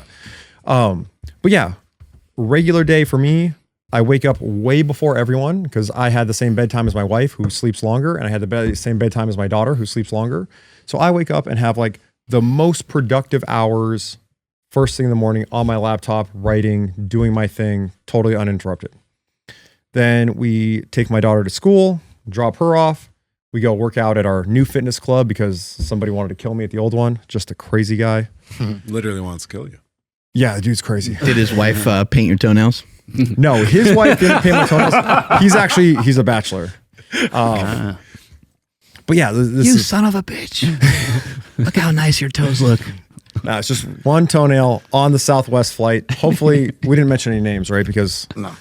But what ended up happening is we had this nice conversation, and she's like, "Yeah, I used to do the flight out to Hawaii, and my knee's been killing me, so I did these other flights because I used to do all this trail running, and it was so great, like being in Hawaii all the time." I was like, why is her knees killing her? But This nice 50-year-old, 55-year-old stewardess. Maybe She 60. was 60 and now she's 50. Well, I don't know. She's the age of mid By the 30s. end, Yeah. she's the age of a woman that I would, well, obviously happily married, not thinking twice about any women, but Nice. not even a second glance at this woman. But ended up having this great conversation with her about like solving all of her knee pain. I'm like, okay, we got to reverse out the knee pain. Ben Patrick, okay, at Knees Over Toes. Oh, you don't have Instagram? That's fine. You're gonna go find him on YouTube. The videos are awesome. Shout out Ben Patrick. Right. Taking us through a day. We're taking us through a day. Take us through your day. Taking us way too Tell long. us- That's what I'm tell us saying. your day. Oh, that's the problem. We got sidetracked by the guy that's trying to kill me at the $9.99 a month gym. yes. Let's not get sidetracked. Circle back. Brrr. So then go home. I will typically get home, eat my one meal of the day, Yeah. more work, pick my daughter up, play with her. I will usually, it depends on what the day is, because now my daughter's at this point where it's like, oh, there's piano today, and then there's tennis, and then there's, what's the other one? Soccer and dance class, and then the whole thing repeats over and over again. So, but between, working early in the morning, dropping her off, going to the gym, trying to eat 2 pounds of ground turkey, not always, seldom 2 pounds of ground turkey. The plants that I find acceptable to eat, and then getting back to work, whether I pick my daughter up or my wife picks my daughter up, and then it's kind of their evening routine. They'll have another meal together. I typically don't have that one. And then it's right into bedtime where it's like, oh, we're watching a movie, then reading a book, and then my daughter goes to sleep. We go to sleep, and then I wake up and do it again at 4:35 in the morning. Your last meal's at like 4 p.m., 5 p.m., something like that? No, my last meal on this schedule is like at noon. Oh, okay. Oh, And then, shit. and then so if you want to consolidate your shreds, like the gains from them, it's the morning workout, feast, and then if you do any sort of extra aerobic, or I also love cold exposure.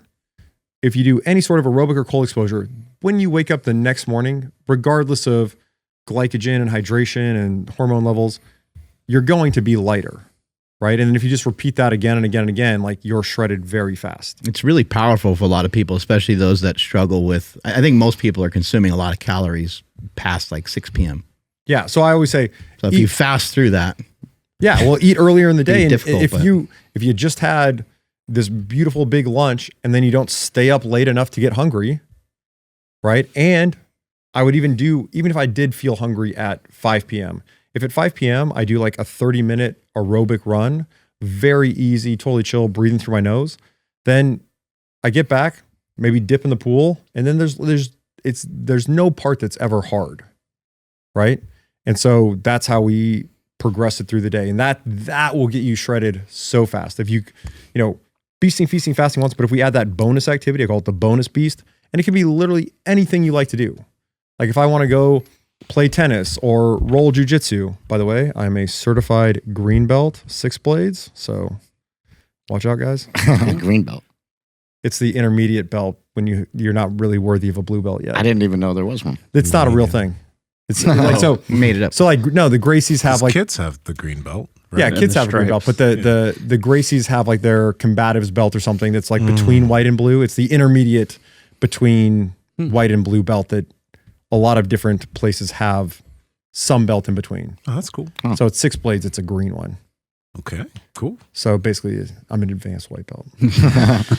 So, but yeah, whatever I want to go do in the evening, you really consolidate just the fat burning from that day if there's another activity after your last meal. What you got over there, Andrew? I'm curious. I mean, I understand having the we'll just say the 2 pounds of ground turkey. Like it's going to be hard to eat almost anything after that. But since you are having it around noon, maybe early on, or I don't know, as you had like a heavy like work day, as far as like maybe had a huge workout, and then maybe work itself was a little bit extra stressful. Towards the end of the day, when you're kind of running out of gas, how do you avoid some of those nighttime cravings that a lot of people have, despite what they eat throughout the day? Because if somebody's going home and they know 8 o'clock, I'm going to pop on Netflix and then I'm going to have my ice cream because that's just part of their routine. Oh, okay, I'm going to try this new diet. I'm going to eat a shit ton for lunch and that's going to fill me up and I'll be good. And they will be. They'll be totally fine. They'll be satiated. All the boxes will be checked. They won't really need food. They won't need food But at all. they'll Thank want you. it. But they will be like, oh, 8 o'clock, Netflix, boom, ice cream. And they convince themselves that they actually start craving it. How do you get around something like that? So I think there's definitely an addiction, and I think there's specific foods that are addictive, and one of them is obviously ice cream. And we talk about like all dairy protein. Like remember when bodybuilders were like, "Oh, I got my PM protein." How do you say this word? Casein. Casein. Casein is an opioid. Like it crosses the blood-brain barrier. Really? Yeah. That's so why cheese. People can't stop eating cheese. I remember you said that. Yeah. so Okay. so cheese could smell like dirty gym socks, and you're like, ooh. Well, let me give it a shot though. chocolate. Yeah. Chocolate also. And see that, yeah. also, so I am gluten free, but not for like, I'm not celiac and I'm not trying to be silly about being gluten free. I'm just free of gluten, right? Because that's another opioid. And if you think about all the foods, dumbbell accident, kettlebell accident. If you think about all the foods that people crave the most, like you're talking about ice cream, but so anything that's sugar is the dopamine hit, like the reward of like, oh, the sugar. But then we've got the opioid hit, literally plugging into your opioid receptors in your brain through the blood-brain barrier, just weaseling their way in there. Anything with wheat and anything with dairy. And now if you take it back, how many of the foods that we crave are really triple whammies, right? So it's the sugar and the dopamine, right? And then it's the opioids from wheat and it's the opioids from dairy, right? So it's literally pie and ice cream, milk and cookies, macaroni and cheese, Probably pizza. cheesy bread, grilled cheese, Cheesy bread. cheesy Subway sandwiches. Let's get out of here and get some Sub- cheesy all that in bread. there. bread. Literally all sandwiches. cheese bread. Yeah. Cheesy bread. Cheese. Do you dip that in something? Like cheesy bread? They dip What it do Oh, you in want me yeah, to dip it in some ranch. Marinara probably. sauce? Marinara Yeah, sounds both. good. Mix that shit up. Yeah. Savages. Donuts. That's always the best example of anything bad. We're going to get donuts. Donuts. Where at? No, we're not going to get donuts. I said donuts. You know what's a good donut is Starbucks. The old-fashioned donut. I've never had that. Don't donut sleep before. on it. It's amazing. Do not They're sleep so on it. readily Yeah. available. That's Don't know. dangerous information. You just DoorDash it right now. Oh, don't do. No, I want a Say I snowman won't. cookie. See those snowman cookies? How much icing's on them? I always look at them every time I go in. I've never had one. But I'm always like, I want to get that. This is great. You can have it. It's I never had America. it. No, I never had it. Hey, but how real is this like fucking dairy opioid thing? Like, is that legit? It's real, but I don't think there's enough in there to like make you addicted. It's not going to make you high, and it's going. But it could hits be a the reason same why receptors. you're. Yeah, it could be a reason why you're It's something attracted that's in to it more. casein. And Interesting. don't you feel nice after that comfort food? Oh, I just had that big absolutely. lasagna. So part of it's carb coma. You got the dopamine kicked up. Fat, carb, salt. If you look it up, Andrew, you'll see there's a long word that starts with a C that is It's- part of it. And so like the adaptation is, how delicious is breast milk? Most of us probably don't remember. I remember. But you're saying like, hey baby, come get your very mild heroin, and then what do? You feed, you feast, and then you sleep. That is true. Burp, Right? fart, Yeah, lots of wake up, pooping. cry, eat And some so more. Joe Rogan had this. He said it about fear factor is and I used to live back in LA here, but the Beverly Hills cheese shop, like all the fanciest cheeses you can get throughout the world. And they're all in the cheese shop. And if you go in there to like sample cheese, amazing. But he said the producers would go down to the Beverly Hills cheese shop, buy the stankiest cheese possible. And then they come back to Fear Factor and they mix it with like, now it's with maggots or something.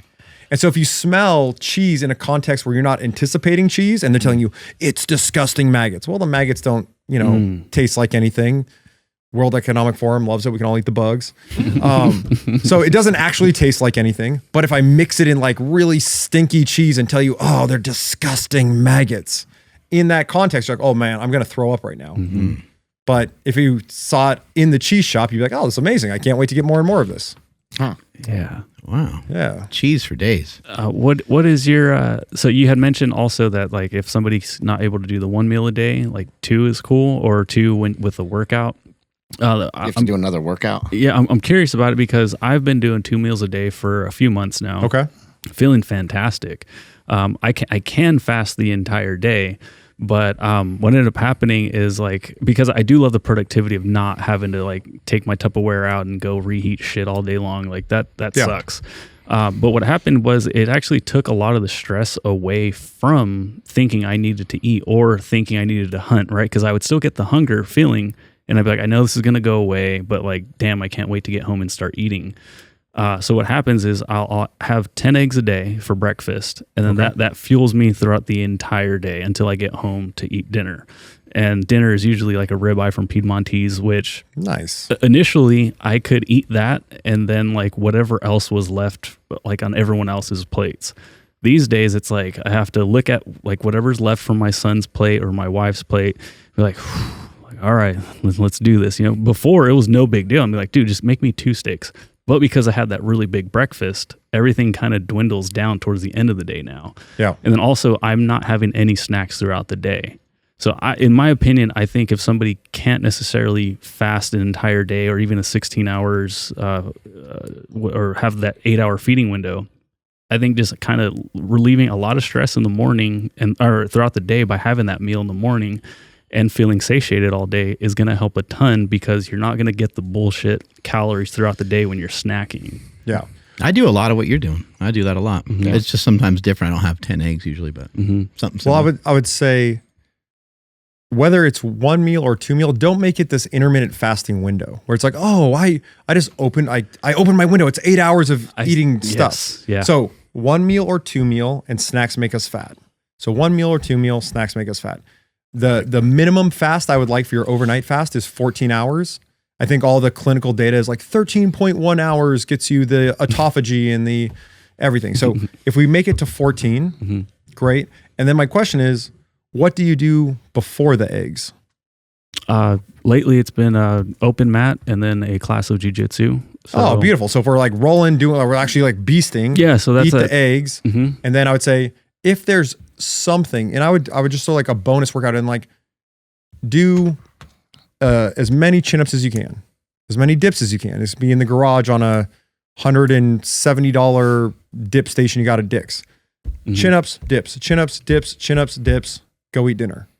Right? Just so that you are supremely insulin sensitive. You've like upregulated the GLUT4 ion, whatever transporter, like metabolically, your muscles are like, oh, We took the car out of the driveway, we drove it around again, we emptied the tank. So now we can reload glycogen. So now we can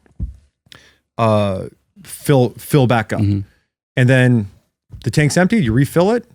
Now you're feeling great. You have all the extra tryptophan in there. It's now circulating in your blood. Switch into campfire mode, get a great night's sleep, and then you got 7 pumps of growth hormone overnight.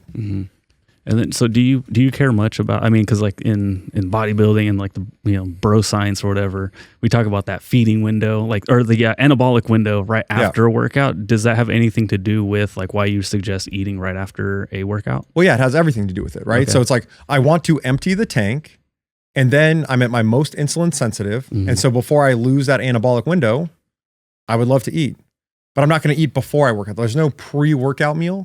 The thing is, we beast, feast, and fast. And when you're fasting, your body's saying, okay, well, where can we fill up these tanks? Oh, we can put more sugar into your liver. So we get more liver glycogen. We put more sugar in your muscles. We get muscle glycogen. So you never need the pre-workout meal or the pre-workout Gatorade or anything like that. It's already in there. So all you have to do, and even if like you're dragging to the gym, you're like, oh, jujitsu, we're going to roll hard today. As soon as you warm up, your body is switching from rest and digest mode to sport mode, so parasympathetic to sympathetic. And so once your sympathetic nervous system is engaged, maybe you got a little sweat going, your liver's like, oh, well, you needed some carbs. Well, it's a good thing you didn't drink that Gatorade because I had them all right here in your liver, right? So it's just this order over and over and over and over again. And the more you do it, the more you become a master of it. And it's not pushing any of these dials to the extreme. I don't need to turn fasting up to 11. I don't need a week-long fast. And you see that, I think, in the, I would say, meat-based carnivore paleo-ish community where it's like, I just did a 10-day fast.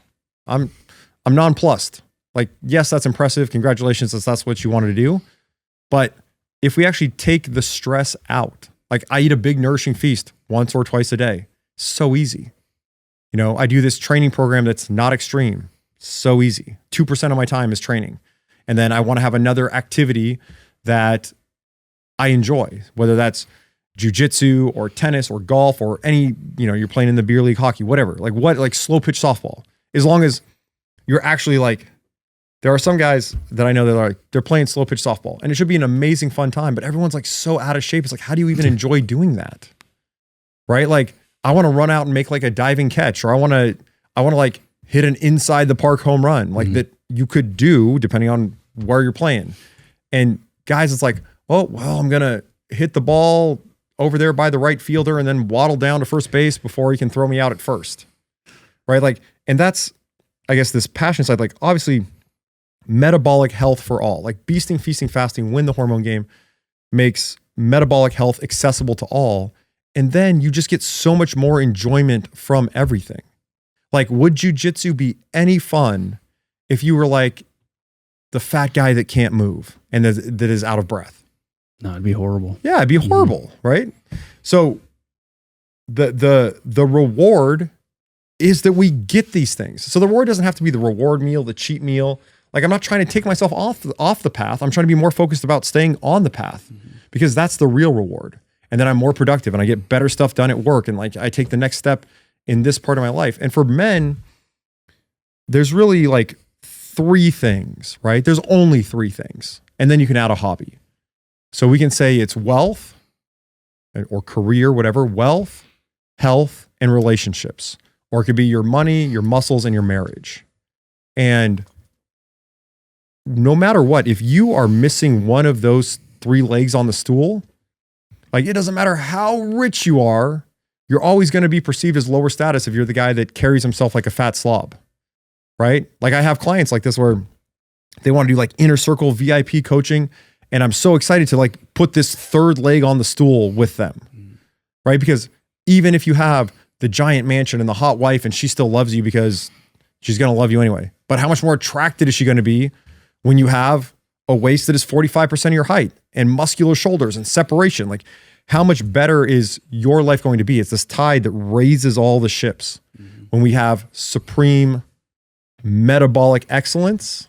And then the side effect is looking great, feeling great, being great. Yeah. And so how old is your daughter and how does she eat, just like in your guys' household, but also like how young should somebody start like really paying attention to their diet to make sure that they don't get that like that 45 or 40% like circumference thing all out of whack? In your opinion, I'm just curious. So I would do the beasting, feasting, fasting intervention as soon as it's warranted. And we don't need a blood test. It's just like, like we had this one, I love this little girl from the neighborhood. So I coach my daughter's soccer team. She's 6. So we have the 6 and 7-year-olds. We're all pumped up about koalas, AYSO. We're ready to go. First game is like next Saturday, right? So we're all into it. And there's this one girl where we've been practicing like all year long. And maybe the mom thought it was too much even at this age to work out. And she has this girl that's a little bit on the chubbier side. And it's like, oh, well, if you're not going to like just come play with all the girls now, then you're going to get passed by, right? Mm-hmm. Like and this goes all the way to like the top of status. Like what are your dating options later in life because you weren't metabolically healthy, right? So I would say if children start pushing out sideways, and like when I was a kid, it'd be like, I'd go a little sideways and then I'd have a growth spurt, and then like a little sideways and a growth spurt. But there should be nothing holding us back. And this is things there's no PE in schools, there's no recess, like we gotta study for the standardized math test or something. Like if I was running school, it'd be like, oh, the kids are all barefoot outside playing all day. And then there's parents or, supervisors to be like, oh, we're not going too far off the rails, right? Like there's not crazy bullying. It's like, hey, let's get you organized so you can play a sport and learn the rules of the game. But yeah, as young, and my daughter, my wife makes her like gluten-free waffles. So my wife actually has more of like a real gluten thing. Mm-hmm. And I'm just like what do you call that? Like a gluten-free sympathizer. But I feel like I have like gluten freedom, right? And it's not, if I'm like, oh, I'm paleo or I'm meat-based, you just end up eating almost no wheat, right? So yeah, my daughter gets these treats or whatever. Like last night we're watching a movie, she's like, I want a popsicle. Great. I want ice cream. Great. So it's not a thing, but also she's like the most physically active kid. She's super tall, super lean. And if we could just get her coordination to hone in, that'd be amazing. It'll come, right? It's like she's like you say, like baby deer, she's like a baby giraffe. Like we gotta synchronize everything up. You're gonna have her doing ladders all day now. Yeah, it's just like icky shuffle. Yeah. Andrew, take us on out of here, buddy. All righty. Thank you, everybody, for checking out today's episode. Please stick around for Smelly's tip before we get out of here. Oh, yeah. And drop some comments down below. Let us know. Oh, almost made it. So Mark just missed trash can. Drop some comments down below. Let us know what you guys think about today's conversation. And hit that like button. Subscribe if you guys are not subscribed already. It's been really cool seeing the engagement lately, so we really appreciate that. Thank you. Follow the podcast at MB Power Project on Instagram, TikTok, and Twitter. My Instagram, TikTok, and Twitter is at I am Andrew Nsima. Nsima Inyang on Instagram and YouTube, Nsima Inyang on TikTok and Twitter. Chris and Chris, where can people find you guys? I'm at Big Strong Fast on Instagram and Twitter, and the Chris Bell Show on YouTube. I'm at Kruger Body, KRUGERBODY, at Kruger Body on Instagram. And then if you Google my name in YouTube, YouTube my name? YouTube. If you YouTube my name, you can see some of the videos we talked about earlier with the different transformations. Yeah, you're a YouTube OG, man. There are videos That's from like sick. 12 years ago. That's wild. Been around for a long time. Hot minute. I love it. I just want to encourage people to fast. It's pretty easy. It's pretty simple. Like a lot of us have utilized some version of it. I think all of us standing here, I think utilize some version of it, whether it's kind of intermittent fasting or just Cookie fasting. Cookies in the morning. Yeah. And Nsima and I have like weird ways of fasting where we're not really fasting because we have protein in the morning every time. Most days. I don't know. I just want to encourage you to just give it a try. If you've tried it before and fucked up and feel like you're having a tough time with it, just give it another go. Keep trying because getting used to being hungry, I think, is a really good tool for dieting in general and maintaining your body weight. Strength is never weakness. Weakness never strength. Catch you guys later. We out. Bye. Awesome.